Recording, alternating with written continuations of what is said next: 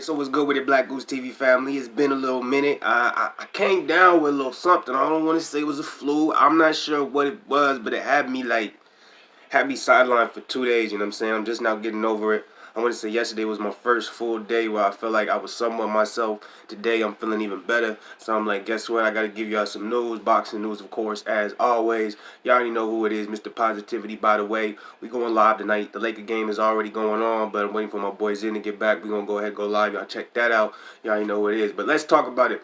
Canelo Alvarez. Canelo Alvarez versus Sergey Kovalev. All right, you already know that fight happened a couple weeks ago. To me, it was disappointing. To others, it was the greatest fight ever. And there was those who were in between, right? Well, there's been reports saying that the generated gate of it is 8 million, a little over 8 million. Okay.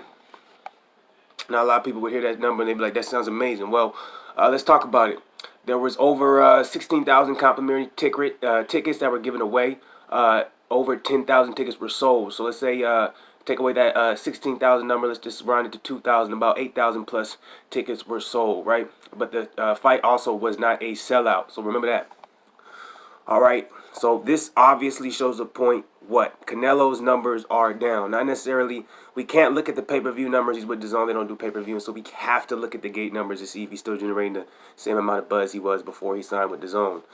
This is all coming from Boxing News 24. By the way, if y'all want to check that out, go to boxingnews24.com. Y'all can see if I'm lying or not. You heard me.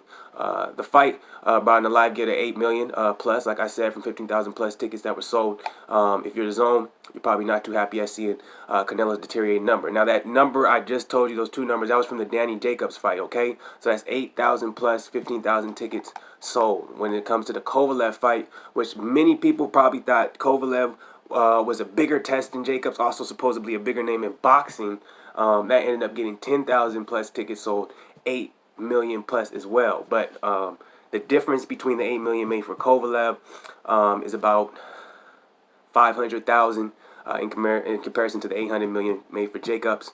Obviously, 5,000 plus more tickets sold for the Jacobs fight than the Kovalev fight. So what do you think about this? Do you think that has to do with Kovalev not being as big of a name as Danny Jacobs? Do you think this has to do with more people were interested in Canelo fighting Danny Jacobs? They thought that was going to be more of a competitive fight, or maybe Kovalev versus Canelo was under opponent. What do you guys think? Do you think this matters at all?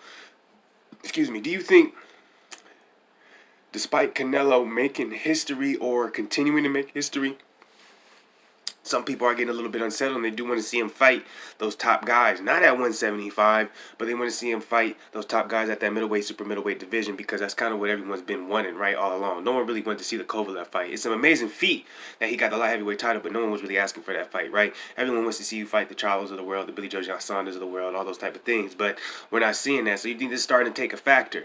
Now, think about this. If he's talking about staying at 175, how many options are there? Right? Is anyone really wanting to see Canelo versus Artur Beterbiev? Is anyone wanting to see Canelo versus Dimitri Bivol? Is anyone really wanting to see Canelo versus Gene Pascal? Anyone want to see Canelo versus up-and-comer Biwasi versus Yard?